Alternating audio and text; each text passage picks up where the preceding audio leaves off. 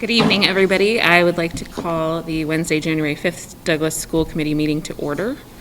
We will start with reading the Douglas Public Schools mission statement. The Douglas Public Schools offer diverse learning experiences that meet the academic, social, physical, and emotional needs of all students.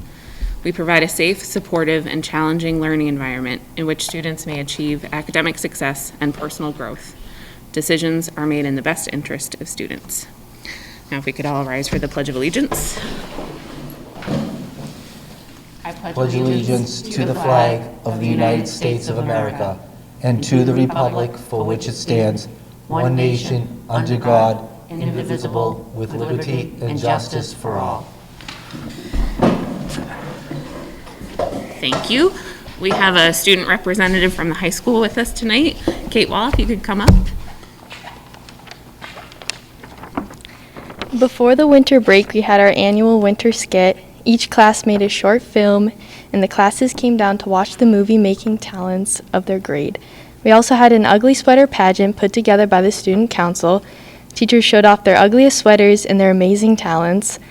The winners were Mr. Genesi, Mr. McGrath, Mr. Leonard, and Mr. Stan's comedy music quartet, and Miss Mulligan and Miss Bergeron's singing duo, with an honorable mention of Mr. Hillman and his daughter's fantastic dance routine. Sports had to pause over the break due to COVID, but the boys and girls basketball teams are playing tonight.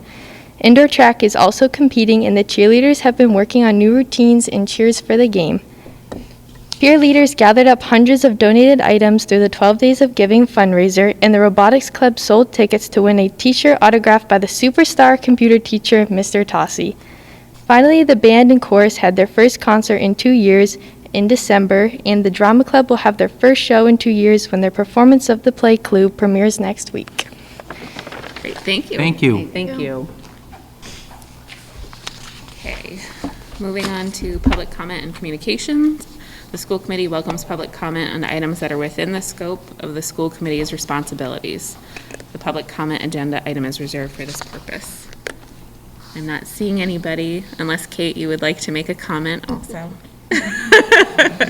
you don't have to stick around if you're all set. Thank you. Yeah, go home. Thank you. Thank you for coming. Good night. Thank you, Katie. All right. Moving on to any old business. Any new business? All right. So we'll move on to the superintendent's report. Happy New Year, everyone. I'd like to start with the COVID update. Obviously, it's not a surprise to anyone that our numbers have been spiking locally at the state level and across the nation. So just a couple updates of what's happening here in Douglas. Just as a point of reference for numbers, back in October and November, we were averaging about 3 to 5 positive cases at any given time. In early December, we were in the mid-teens, 15, 16 cases at any given time.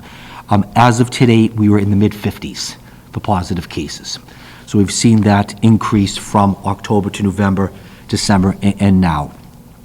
That's obviously gone up a little bit since Monday as well. Our student absences have increased as a result of the number of cases we have, plus we have additional kids who are close contacts and parents keeping kids home out of an abundance of caution. We've seen an increase, obviously, in staff attendance as well. We're working to get coverage for classes. It hasn't been ideal. I'd be lying if I say it was perfect, but we're doing what we can do to make sure that we're staying open.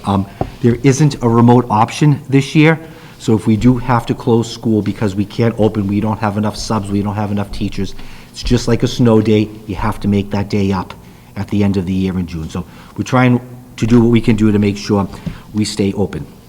I want to talk about some of the mitigation things that we have in place and we did over vacation. Our custodians replaced all the air filters over vacation. We're doing that 4 times a year. We did a deep clean in all the classrooms and all the spaces over vacation. We talked to the custodians this week about doing a deep clean once a week. We're going to do that at least through the month of January, then reassess in February doing that. So we're going to do that once a week. We have our pool testing that people can still have access to. If you haven't signed up to that, please make sure you do. Test and stay is an option. So again, if you're found to be a close contact, if you test and stay, you can come to school. We have symptomatic testing available, so if you come to school and you don't feel good at some point during the day, you can go to the nurse's office and be tested. Again, reminding people, if you're positive, stay home. We've had a couple of instances of positive kids coming to school knowing they were positive, and then we had to send them home. So please, please, please, if you're positive, stay home. If you're symptomatic, stay home.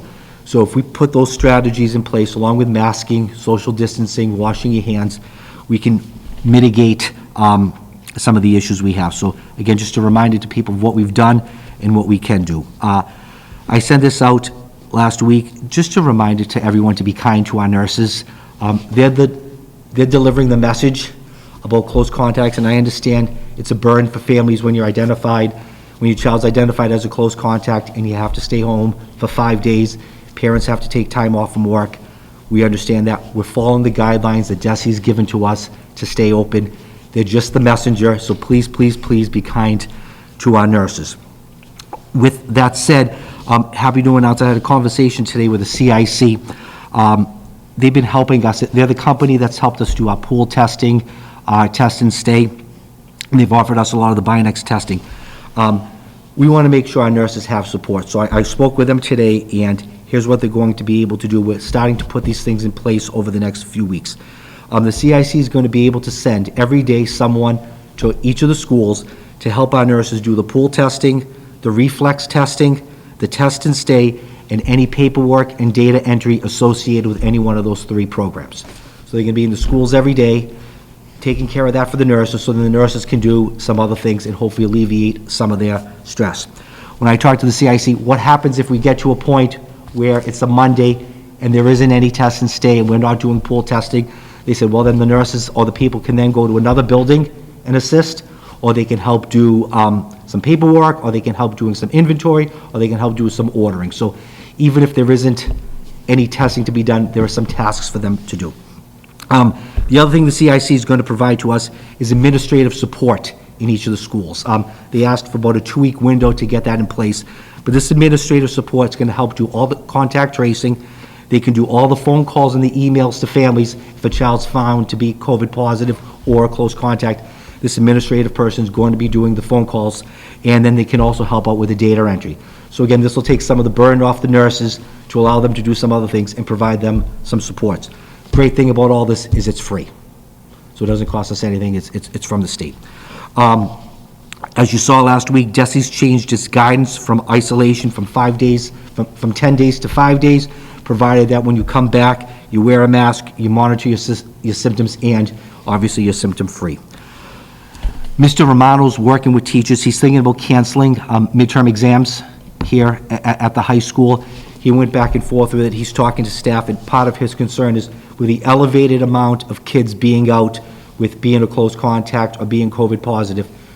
Kid comes back, they miss seven midterm exams. You have 60, 70, 80 kids out. It's a lot of makeup work, and it's a lot of stress for kids who already missed 10 days of school because of quarantining or being homesick, then to come back and have the burden of making up 7 major exams. So he's working with staff about canceling midterm exams. We just started today. We're limiting sports fans for games just to household members in order to keep it a little bit smaller inside the gymnasiums, but we still want to make sure that kids and parents and families can come see kids play. And then finally, we had a quick conference call with the commissioner. We know that the mask mandate from DESE was supposed to expire on the 15th. We were hoping he'd say something today, but he says he's going to make a decision next week on the mask mandate. My guess, since he handed out over 250,000 masks to all teachers in schools in the Commonwealth, we're going to see an extension of that, but we have to wait for him to officially announce it next week. That's where we stand to date with COVID. I tried to be as comprehensive with my report, but I'm sure I missed a couple of things. People have questions, happy to answer them. You don't know this answer, but why do you think they're waiting on that? I have no idea. We've already had a couple of calls with him. He said, we're still waiting. We're going to announce it in January. We're going to announce it in January. I don't know if he's going to pair it with another announcement. I don't know why he's waiting till next week. I know it's still a work in progress, but do you know if Mr. Romano has an alternative plan in place besides midterms to, I'd hate to see kids get to the end of of a term, and it turns out that they haven't had enough like dipstick tests to see that they're accumulating the knowledge. So that's, he sent a survey out to staff today to get some input. I didn't take a look at the survey, but I know he sent something out to the staff to get some feedback, so I'm sure that's part of it. Obviously, for semester classes, the midterm is the final, so he's going to do that, but for the year-long classes, they wouldn't be a midterm. Right, okay. I think that's sort of my question too, you know, in all this time away from school, like, you know, what's the average time out of school kids have had? That's what I would really love to know, you know, over the course of the year with all the quarantines and things like that. And, you know, our goal this year is to catch up from last year, and, you know, are we still on track to do that? So one of the things we have, principals are coming next week to talk about the remediation programs we have in place and what we're doing and looking at some of the data. So they'll be able to answer those questions a little more in-depthly than I can tonight. That's where we're at. For COVID. In one of the calls, as part of the accountability rating that we have from DESE, part of it is attendance. So there was a conversation today as to asking DESE not to hold schools accountable for attendance, because schools were getting dinged if they had less than, I think it was 90, kids missed more than 10% of the school year. And now that's out of our control. When you're telling kids to stay home if they're symptomatic, when kids are quarantining, you could quickly have a kid reach 15, 20 absences if they've had it multiple times, and that's beyond our control. So that conversation's happening at the state level to make sure schools aren't penalized as a result of the pandemic. How about work being sent home during that time? Is that, you know, are kids getting enough work to be doing stuff at home? Like, So I know teachers are sending home work. I think enough work depends on who you ask. Yeah. Kids are gonna say we're always getting too much. Right. Parents wish there was a little bit more, so it's that fine line, but teachers are sending work home for kids, because again, we don't want them to fall behind. And with Google Classroom and kids having Chromebooks, they have the ability to stay caught up. I wonder if that's a possibility where there could be more than enough on Google Classroom where they don't have to complete it all, but at least there's something there if they're needing something to fill the time that they're home. And I think next week when the principals come in, we can see what's going on in the different buildings. I know some teachers have phenomenal Google Classroom sites where they post their work, they post their assignments. I was talking to a teacher on Monday about it, and he was saying that he had a couple of kids out, and he probably spent about half hour, 45 minutes just replying to 3 or 4 emails, sending work to kids that they wanted because they were going to be out. So I know teachers are on top of it in terms of making sure kids have work so they don't fall behind.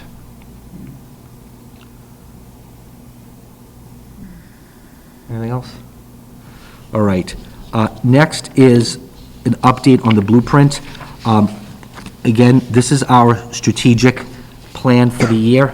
We had identified 5 priority areas: academic excellence, community partnership, the well-being of all, local and global citizenship, and growth mindset. Kind of provided a snapshot of some of the things that we've done to date. Again, this is not a completely exhausted list, but just want to highlight some of the things for the committee and the community, and then open it up to questions at the end. And I'm really proud of the work that we've done here, that teachers have done here, that our leadership team has done to implement some of these things and bring these programs in. Again, if you look at the list and what we've done, and bear in mind that we've had to catch kids up, we've had to deal with the pandemic, we're still doing mask breaks, we've been really busy here, and we're doing some phenomenal things for kids. So, under academic excellence, each of our schools have common planning time. Sometimes it's weekly, sometimes it's twice a month, depends on the building, but that's a time for staff to get together and talk about kids, talk about programming, talk about what's going on inside classrooms, align curriculum. The elementary school and the primary school are working with a literacy specialist. They've come in already twice to meet with teachers. Focus so far has been on interactive read aloud and small group instruction. Again, things that teachers do, but just providing them additional resources and additional tools to add to how we're already doing that to strengthen the experience for kids. Last year, we were able to purchase through a grant. We're going to do the same thing again at the elementary and the primary school. More books for kids. The more kids read, the better they do. And it's great to be able to buy books that are diverse, that are rich, that are authentic, that kids like, that kids get excited about, and they give kids the option that it may not be, you may put a book in front of a kid to drill a topic, the kid may not be interested in it, to give the child the ability to have some options to go back and get a book that interests them is so important. Our special education department has received some grant money to purchase some research-based curriculum for our sub-separate programs. So again, getting resources in the hands of teachers. Continuing along with special education, we've had 3 teachers do the workshops for Wilson language reading, and we've had 1 teacher accepted into a practicum group for Wilson Level 1 certification. And again, what Wilson reading does is it helps teach kids the skills to make sure that they can read. It's a wonderful program. We talked a lot about it last year. Principals will talk about it next year, next week. Our remediation program, our intervention blocks. We've expanded Title I and push-in services at the elementary and the primary school. The middle school has an academic development center. Every time I walk by there, there's 2, 3, 4 kids in there with Miss Campbell doing some work, catching up. And Mr. Romano here offers an after-school club on Tuesdays and Thursdays. We were talking about it today. He said business is booming, and I was shocked that we had that many kids staying after school. Mr. Romano tried a different approach. Instead of asking kids if they wanted to stay after for extra help, he's calling parents and asking parents if they want their kids to stay after for extra help. So he's very, very, very pleased with how that's going.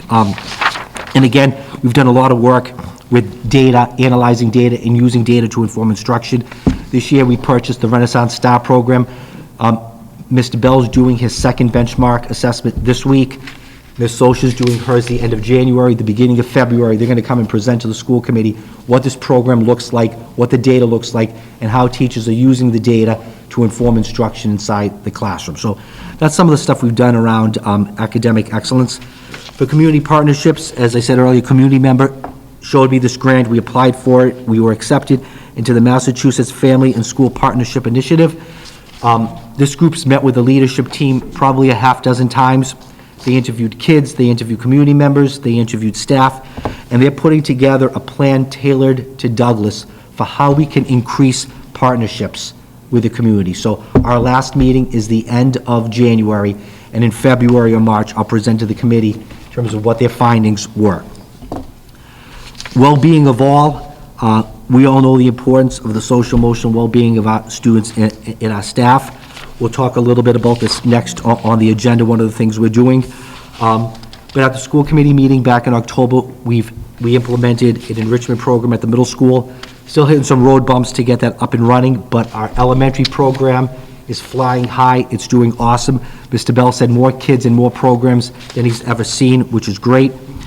We've had some programs in here for kids. We've had Teen Truth in. We've had the Worcester County DA's Office for Internet Safety. The elementary schools held monthly community meetings to celebrate kids and have fun. Middle school, building off of the success of Student of the Month last year, is implementing that, focused in on academic achievement, good citizenship, and grit, plus all the other things we do in morning meeting, we do in advisory, so on and so forth. Local and global citizenship, we've done some stuff with. You may have seen it at Veterans Day and at Thanksgiving and the holidays. A lot of our schools did stuff to help out families and kids in town. We had some great programs, one here at the high school and one at the primary during Veterans Day. The high school council is doing an abbreviated version of Portrait of a Graduate, again, to talk a little bit more about that community piece. First grade and the fifth grade, Mr. Bell and Ms. Socha talked about this, have done activities. They're doing one on the 28th of this month. They're doing themes once a month, so they're doing that. And then finally, growth mindset, and again, this is kind of a collaboration, a compilation of everything. You know, the elementary school this year, Mr. Aronian started at a conference he went to. All the kids and all the teachers set goals, and they posted their goals in the hallway. So they're doing goal setting with people. We had Jesse Green, the machine, come in, present to 4th, 5th graders and middle school kids about promoting hard work and never giving up. And again, a lot of work and common planning time looking at assessment and instruction and curriculum, but more around that assessment piece and how can we promote that growth mindset in what we're doing with assessment. So, again, not a complete list, but again, just a snapshot of some of the stuff we've done to try to meet those goals and make sure we're striving for our academic excellence, building those partnerships, taking the SEL piece into account. We want our kids to be good local and global citizens, and finally, building that growth mindset. So happy to answer questions on it, and looking forward to what we build off of from now until June on this.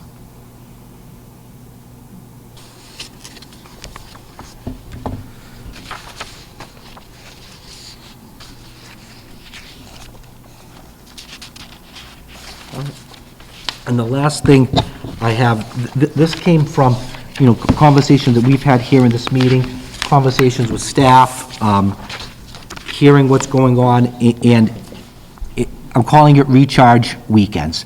And it's just something that we can do here to try to make sure that our teachers and our kids have the ability to disengage, relax, focus, because what's going on with the social emotional well-being of everyone, especially during the pandemic, has been tough. So I'm looking to implement these once a month for the month of February, the week of August 4th, March, the week of August 11th, April 1st, and then finally May 6th. And the purpose of this is to have kids and staff leave here on Friday and not worry about school until they get back on Monday. Give them the opportunity to disengage, to recharge, to refocus, to clear their minds. And this is paired with most months. February, you have the recharge weekend and February vacation. March, you have it in the middle. April, you have the weekend and then April vacation. And then May, you have the recharge weekend and Memorial Day. So trying to build time into the calendar where kids and teachers can clear their minds and recharge. We're seeing it, we're hearing it, we're feeling people are burnt out, people are tired. So how this will work is this way, although teachers are under no obligation on weekends to do emails, to correct tests, to prep exams, to work on projects, they're all dedicated and feel obligated to do so on weekends.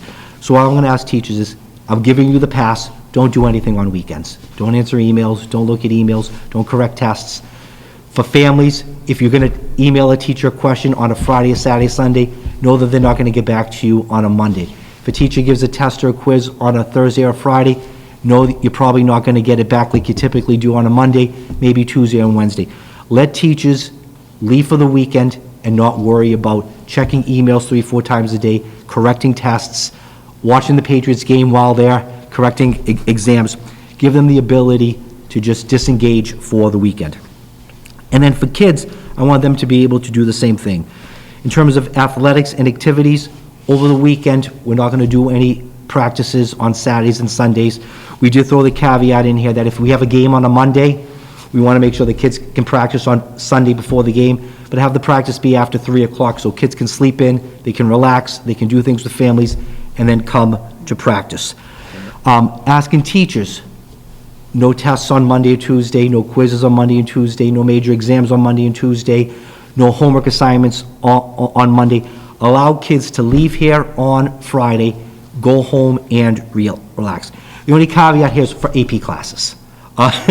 So we understand that when kids have to take AP exams, there's a curriculum they have to go through. They're taking the test.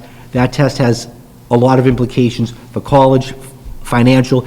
So we want to make sure we allow teachers and kids the ability that if they need to do homework for AP classes during that time, that that's still ongoing.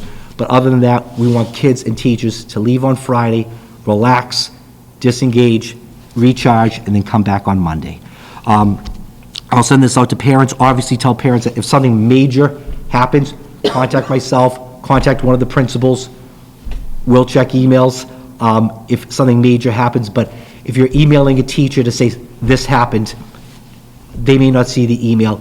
Send it to a member of administration and we'll look at it and then relay the message when we get to work on Monday. So looking to roll this out on February, again, just something to help out our kids who are stressed, help out our staff who are stressed, and kind of take that into account. So the Friday dates are included, meaning that there wouldn't be homework, like that's when it starts after? So it starts Friday, at the end of the day on Friday. So when kids leave on Friday, they wouldn't have any homework for Saturday, Sunday, and come back on Monday. So Thursday night, they might have some homework rolling into Yep. Friday, yep.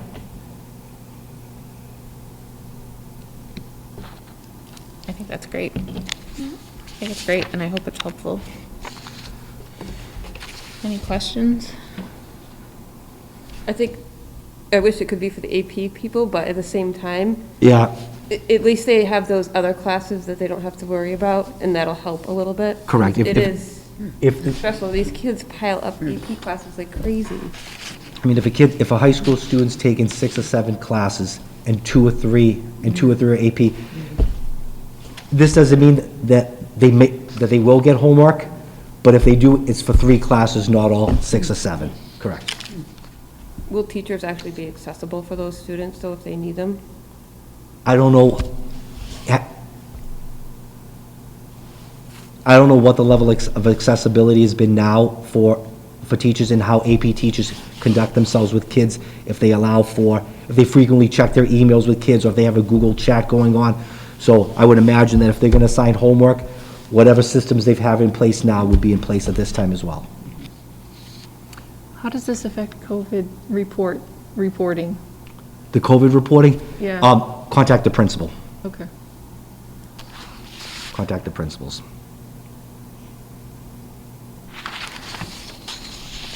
Anybody else?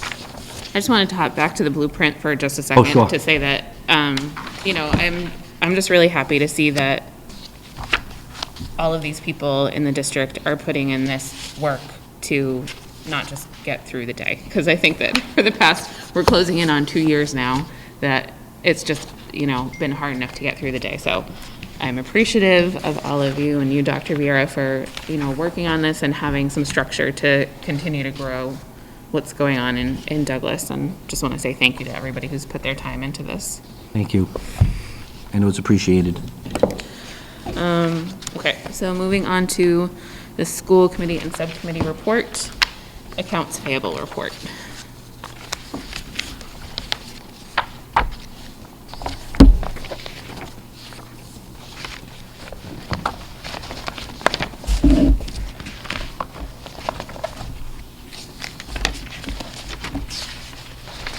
Okay, so 2 warrants, warrant 24 SCHL 22 and dated 12/23/2021, that was last year. Food services, the warrant totals was $11,098.89. And then the second warrant that was approved was 26 SCH 22 dated 12/22/2021. And that was a mixture of all different things. And that warrant total was $51,291.78. Any questions? Okay, moving on to the consent agenda. We could all take a look at the December 8th, 2021 meeting minutes. Pretty short. Anybody see anything? If not, I would be looking for a motion to approve the December 8th, 2021 school committee meeting minutes. Moved. Motion by Lisa, Seconded? second by Monique. All those in favor? Aye. Thank you. Moving on to the December 15th school committee meeting minutes. So I didn't notice anything wrong with this, but I'm just wondering if Lauren doesn't need to provide us with the entire packet from before. I don't remember us doing that in the past. Okay. So just to save trees. To save paper? Save paper, save Already got time. that? Yeah, I mean, like, we've got the physical restraint thing coming up next, and I think it's in here too. So. 6 of them? Yeah, but I didn't see anything. Anybody else? Right. Then I would be looking for a motion to approve the December 15th, 2021 school committee meeting minutes.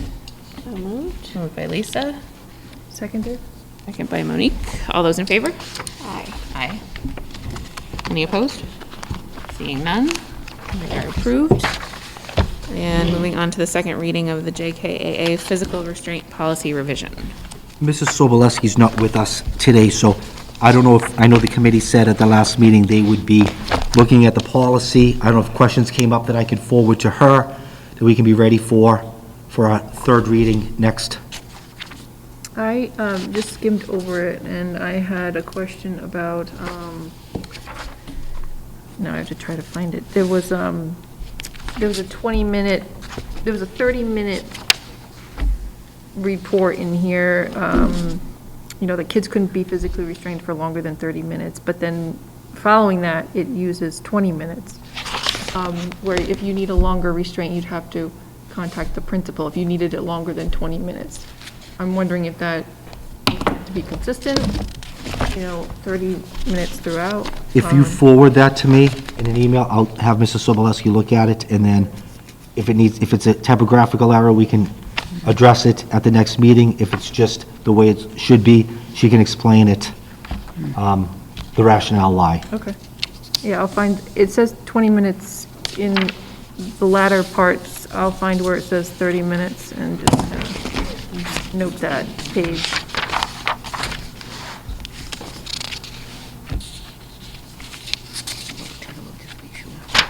I assume we can email Mrs. Sobolewski in the meantime if we find anything else. Okay. Any other questions? Okay.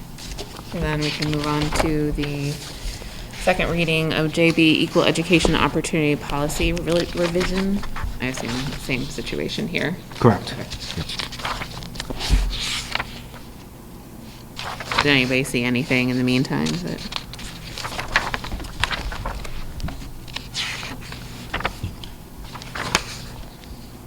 Okay. Then that brings us to the end of our consent agenda, and we will move on to the School Business and Operations Manager's report. I don't have anything this evening, except to, we are working on the FY23 budget to get that moving along. That seems to be moving along quite well. Very happy about that. We're also, as a district, putting together a capital plan for when the town requests it. We're kind of doing that ahead of time.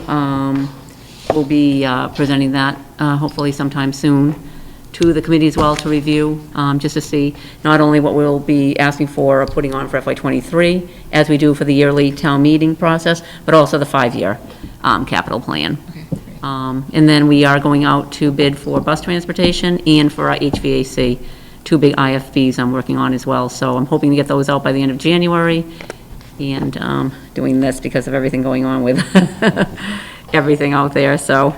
But that's it, and I don't have any transfers or reclassifications this evening. Great, thank you, Cory. Thank you. All right, any topics not anticipated? And we do not need executive session tonight? We do not. Okay. Then I would be looking for a motion to adjourn the school committee meeting at 7:33. Motion by Lisa. Second by Monique. All those in favor? Aye. Thank you, everybody. Thank you, have a good night.